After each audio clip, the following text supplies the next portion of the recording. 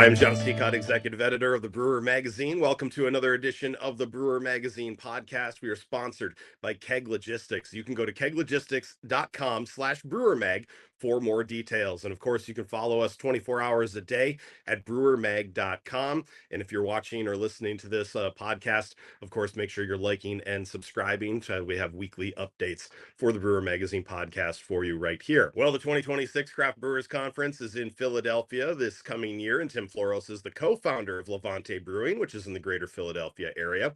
It's in Westchester, Pennsylvania. The brewery's journey from scrappy startup to a regional brewery status didn't really come from just hype alone. It came from hard lessons in structure, vision, and business development. And Tim walks us through a pivotal shift, realizing that great beer and passion were only a part of the equation. Now, to grow, Levante needed more than instinct. They needed intentional strategy, and that meant building a real organizational backbone, redefining the roles of the company, and setting up a formal board of directors to bring in the diversified experts into the room that can help them grow. So here's an extended clip from our interview, the same conversation that led to our November-December 2024 cover story piece titled Organizational Maturation, why Tim Floros wanted a board of directors for Levante. Check it out right here on the Brewer Magazine podcast. This Brewer Mag podcast is sponsored by Keg Logistics. Now's the perfect time to review your keg management strategy. Whether you're seeking a truly flexible keg rental program or intrigued by the seamless distribution freedom of paper fill, Keg Logistics is ready to craft a personalized solution for you, ensuring you receive the kegs you need precisely when you need them. For details, visit keglogistics.com/brewermag. Keg Logistics, modern solutions for keg efficiency. Thinking back to the growth curve, if you will, we opened our doors in 2015 as really like a taproom only model. The laws just changed in Pennsylvania, so you could have a taproom. At first, you could only do sampling and growler fills. So we actually opened. We were only allowed to do like 12 ounces worth of samples and growler fills. We could sell kegs, and then quickly, literally a month later after opening, we were able to have a full-on tap room with draft, pints, etc. So that really became our focus. At first was the tap room, the direct feedback from the customer, and then that's how we got our initial lineup of recipes down, our core beers. And we only delivered or distributed, we self-distributed a keg here, a keg there. In 2018, fast forward to 2018, 2019, we started bringing in mobile canners and offering our cans here at the tap room in Westchester to go. So that was a bump. And then we started getting into the distribution world of kegs. Then when the pandemic hit, we started distributing all of our cans. So it was kind of like those points, like waypoints along the way, were kind of flips of growth for us. And then ever since the pandemic, the wholesale distribution model has been really big for us. Oh yeah, because this is your only location, right? This is. And then you have the pop-up. Yeah, we have Beer Garden seasonally. This is our only permanent location, and we're building a restaurant and tap room in Ardmore, Pennsylvania, so right outside of the city. Oh, okay. So if you're familiar with the area at all, I know there's a lot of areas to be familiar with. Yeah. But Philadelphia has its main line, which is a line of suburbs kind of just shoot straight out along what used to be the train line. What still is the train, the commuter rail. And Ardmore we're at the end of it right now, at the end of the main line. Ardmore is probably just 15 minutes outside of the city. So it's a great opportunity to get closer to the city, more population, and this is more like suburbs near country. That's more suburbs near city, if that makes any sense. Gotcha, okay. But yeah, I would say the growth was attributable to our wholesale growth and then making that foray outside of the taproom model. But there were times where we started canning here in 2018, whether it was mobile canners or we bought our own canning line. And we would there was that whole line life culture, release culture, where we would have nights in the tap room where we would do $20,000 to $40,000 in sales, and that's more like a week now of a good week of sales. So those specialty releases and those hype releases, if you will, that was really how our business was run for a while, and then we kind of had to maneuver away from that and into more of a core lineup for self-distribution. And then, now we have a production schedule built out maybe a whole year that has all of our specialties that'll be coming out. Yeah. So the long answer, the short and long answer is like the model's totally changed. And I think that growth is just dependent on really what the market's wanted, and we've responded to that. Yeah. Was it always a thought to grow to the size that you are? Like, is it like this was where we wanted to be, 9-10 years ago when you started, or did you think it was, that taproom model would be the base, and if it got out, it got out? I mean, like, how did you start versus where you are now? It's funny that like the initial business plan that we had was actually for right about where we are right now, about 15 to 20,000 barrels, to be like a small regional craft brewery, if you will. I mean, regional has different meanings now. Yeah. That's more like your Trogs here, which is probably more like 100,000 barrels. Yeah. But we're between 15 and 20,000 barrels right now. And when we started, that's where we figured we would be, like this packaging brewery that went from 1,000 to 15, 20,000 barrels. Yeah. And then when those laws, the taproom laws changed, and we started to learn like how much the business of beer and how much cash it actually eats up, we were like, whoa, we need to balance this out. Like, you can't build a business all wholesale if you don't have a ton of capital. Mm-hmm.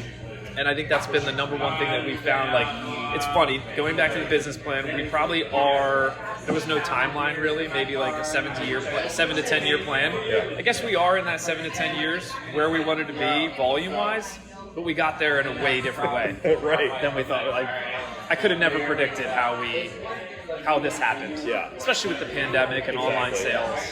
Because it's changed the drinking habits so much. Yes. That have you had to adapt to that? Like you said, you guys, with LTO type stuff, you're able to get that height, sale, but you get the returns. Now you're looking at returns, and you want that consumer that can go and pick up and know your stuff and be able to be like, oh, these guys make this, and this. I'm going to go pick that up all the time. Yeah. And do you feel like that's where you guys are now? And do you see that like as a mature status kind of? Yeah, it's a mature status, but I think it's also and I would say more of we're an adolescent size brewery or a state brewery. Mm-hmm. It's so much like you mentioned, the drinking habits and the cultural habits. It's not even just drinking habits, but eating habits, entertainment habits and trends that around the pandemic changed so much. I find myself even to this day saying the word pandemic or like pre-pandemic still like 10 times a day because it's so impactful to the business. Mm-hmm. And when you start the brewery, you're all, we at least, but I think a lot of people are all focused on the passion for the craft. And that lends itself to your limited time offerings, your fire drop every week, and the line life, and always that was so exciting to just have a few pallets of beer lined up, and then a line of 300 to 500 people, and then all the beer's gone at the end of the night. And but at the same time, we as brewers, I think, especially us here at Levante, we got a lot of bad habits. Like we didn't really focus on let's think about accounting and finance and cash flow and our labor spend and raw materials. We're just like, let's just make the best beer. It's selling, get it out there. But making the best beer or the highest quality beer profitably and responsibly, sustainably, if you will, for growth is a totally different animal. And I think it's sad we see a lot of businesses closing, and we could have probably closed 20 times over the past 9-10 years if it weren't for kind of retooling, getting back to the business basics, and kind of just looking at the whole business and then matching that with the current trends and saying like, okay, we got to pivot, we got to adjust. I feel like it's constant. There was a clear demand for beer directly here from the tap room, and but there was also a clear need for growth and distribution, and part of the decline or demise of that business model for us was the trends. Less and less people started showing up, or the people started showing up. If we had a release every week, we would move to every 2 weeks because it just wasn't as busy. So we watched the numbers, and the benefit of having the tap room here has been that direct consumer, producer-consumer interaction. And literally, they can people request, and we ask them often, what do you want to see us brewing? You want us to bring something out of the vault and brew a new recipe? Or, we can see the data from our POS system. People really are trending towards more West Coast style IPAs and lagers. So that's super helpful. If we didn't have the tap room, we wouldn't have been able to adapt as quickly. But then again, we wouldn't have survived because of the margins and the adaptability that the tap room lends. I guess to answer that question, it would be, you've got metrics from your point of sale system. You've got your larger organizations like the Craft Brewers Association. We do a lot of research on trends, just as business leadership. Because we have a quarterly board. We're a corporation with a board of directors, small corporation. So we have a quarterly board meeting, and we'll do like a strengths, weaknesses, and trends, or a SWOT analysis, whatever you want to call it. Yep. But it's important that we focus on the trends, so we know where our R&D is going and that spend is going. So we were always naturally a research and development company, and now we've kind of figured out how to fit that into an actual business model that can help you make money off your R&D and take things to market rather than just living in the R&D space all the time. If that makes sense. Yeah. You mentioned that. Yeah. Like, when did you decide to make it the corporation model and have and I noticed just in the emails, you guys have titles and you have a CBO and you guys have it. How did you develop that? Was that from the start, or was it something that you saw needed to be done and moved on early on? This Brewer Mag podcast is sponsored by Keg Logistics. Now's the perfect time to review your keg management strategy. Whether you're seeking a truly flexible keg rental program or intrigued by the seamless distribution freedom of paper fill, Keg Logistics is ready to craft a personalized solution for you, ensuring you receive the kegs you need precisely when you need them. For details, visit keglogistics.com/brewermag. Keg Logistics, modern solutions for keg efficiency. I think it was, I came from, I went to school at Villanova for entrepreneurship and business administration, and I thought I knew business, and my business partners all had MBAs, and, we have a good group of, about seven other partners, 7 of us total, so I have 6 other business partners. They all have skill sets, maybe sales, finance, IP, a doctor, a lawyer, etc. So we've got professionals involved that we always knew we wanted to have a professional organization. But again, in the beginning, it's just so cool to have a brewery. You're focused on, I get to make these cool beers all the time and drink, and then pretty quickly you grow up and find out okay, I just spent millions of dollars. We collectively spent millions of dollars getting to where we are. If we want to keep this thing going and make it sustainable and long-term profitable, then we've got to professionalize. Yeah. So I think it's been more of a process from the beginning. We were babies, not super professional. I remember us drinking while brewing. We don't do that anymore. There were some things I can't say because of OSHA that we've done over time. I've been to many places where OSHA should not be allowed, but yes, I know what you mean. But yeah, we've grown up over time. It's been a learning process. We have HR practices, best practices and protocols. We have good manufacturing practices. We have a quality control and safety compliance officer full-time. So it's all that kind of stuff where mostly you either had a close call or you got burnt, either operationally or from a business angle. A fermenter blows up and someone could have got hurt, so now you go through all your processes, make sure they're totally written down, make sure that if OSHA came in, they would be proud of you and give you attaboy type of thing. But again, so much information in that to unpack in that question, but it's been a very methodical process of growing. Okay, so, and was it through, you kind of brought, my next question was going to be, was it through business acumen that you were able to realize what you're doing, or was it through mistakes that you learned what you were doing? Because obviously those are two different ways to learn. I think it's a mix, because the leadership in an organization needs to grow, and that I think that stuff can happen, mistakes can happen throughout the organization, and they can continue to happen if you don't get disciplined. So I think that myself and my business partners, we realized at certain points along the way, like, hey, this is a learning moment where we can get more disciplined as a company and as individuals.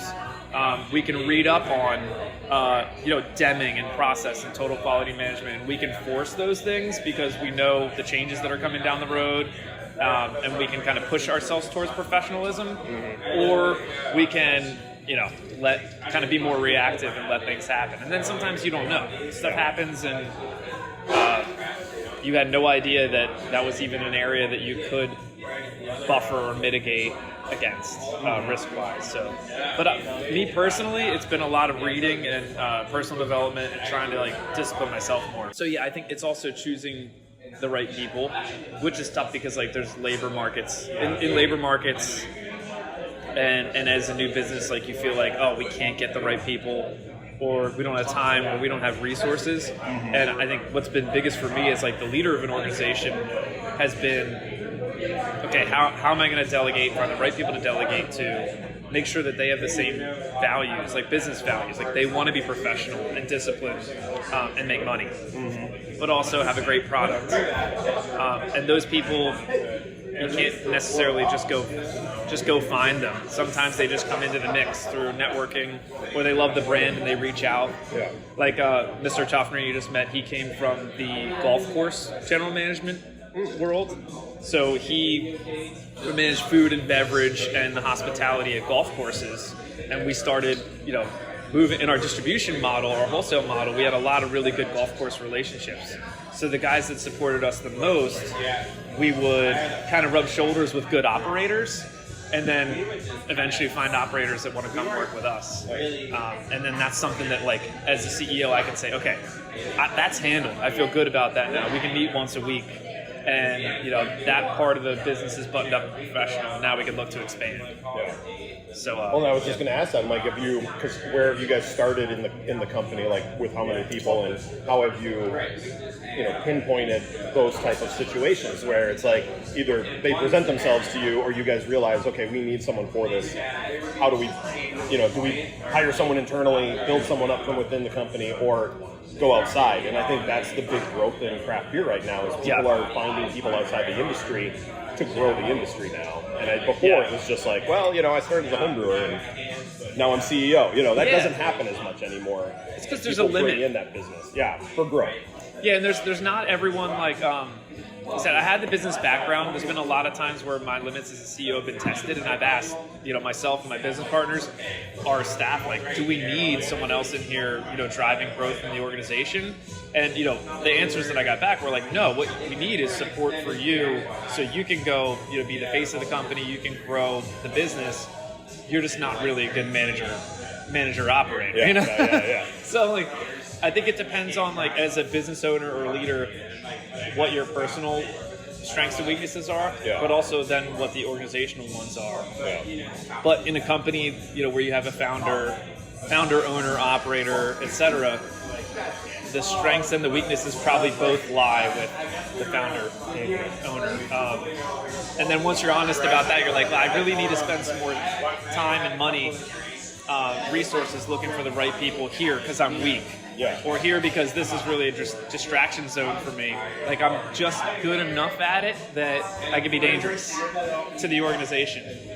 So I found that the stuff that I was actually being in the brew house, what I was the most passionate about, being a head brewer or brewmaster, was I was actually the least effective at. And now we have a head brewer who was a trainer she actually trained all the brewers for Iron Hill. Oh, okay. Which is a large, I would say, brew pub conglomerate. Brew pub restaurant group. Yeah, and now a producing brewery, and she's fantastic, and she runs logistics way better than I could. I'm oh my gosh, thank God every day that I have someone who can run that. And then Mr. Toffner, who's our retail guy, I could come in and run a tap room, sure, but then I'd be up all night, wouldn't get up the next day and make it to my distributor meeting. So I think it's really just we for a time, for many years, we thought the best model was to grow people from within the organization to fit certain roles, and we would tailor roles to those people. the best thing that I found to do is really probably conventional business advice. If you were to go out and read, which I did while starting the company, is to set the company up the way that you feel it should operate to the market, but don't put any names on your org chart. Don't say like, okay, this our assistant brewer is gonna we're gonna build that role for Tom because he's been with the company for 8 years and he really needs an opportunity. You should build out the organization and the functions and what's needed for those roles, and then find the right people, whether they're in the organization or not, to fit those roles. And sometimes not be afraid to do them while looking for the people, like flying and fixing the plane at the same time. Yeah, and having the people that understand that this is better for the company. It might not, yes, there may be some struggle points and some people that have feelings hurt or changes in position, but understand that this is for the betterment of the company. It's not always about the individual, which sometimes doesn't happen in this industry, and it's refreshing to hear that, that you are able to take that business standpoint and look at it from that angle. Is it difficult sometimes though to be in those situations? So. Yeah, I think so, because you have people that have worked with the company for a long time that and people change and the company changes where it may not be a good fit anymore, and then you've got to be honest about it. You can't keep people on if they really should be, if they're growing and you don't have a spot for them, you really should be opening up opportunities for them to go and look elsewhere, so they can be honest. Like, I don't need to take PTO and say I'm going on vacation to look for a head brewer's job out in Colorado. Mm-hmm. They're good enough for that. You should support them. So we're trying to train our people and help them along with that old saying where like it's better to train your people and lose them than not train them and keep them. But growing people into positions and managing expectations and being honest about things and all working together for one common goal has probably been the toughest part. Like, first you got to figure out what that goal is, and then kind of rally everyone around it, and then you realize that not everyone is in necessarily the right position, so changes need to be made. And then sometimes for people that's really good. Sometimes people, I wouldn't say are hurt, but aren't very happy about it because it leaves, no growth for them or potentially a change in what they do that they don't want to do. But that's business, and I think that's the tough part about, being a small, kind of closely held company. We've always really cared about people and what's best for them, but you also really have to balance what's best for the company. Mm-hmm. So that's been the toughest thing, I think. I hate telling people that there's no place for them or there's no growth opportunity, and it's also hard to manage people who are just exploding as far as growth is concerned, and there might not be something there for them, but you really want to keep them. So we've built businesses around people and their growth trajectory, but it just seems to not ever really work out. Like, it's got to be an organic thing. I think. This Brewer Mag podcast is sponsored by Keg Logistics. Now is the perfect time to review your keg management strategy. Whether you're seeking a truly flexible keg rental program or intrigued by the seamless distribution freedom of paper fill, Keg Logistics is ready to craft a personalized solution for you, ensuring you receive the kegs you need precisely when you need them. For details, visit keglogistics.com/brewermag. Keg Logistics, modern solutions for keg efficiency.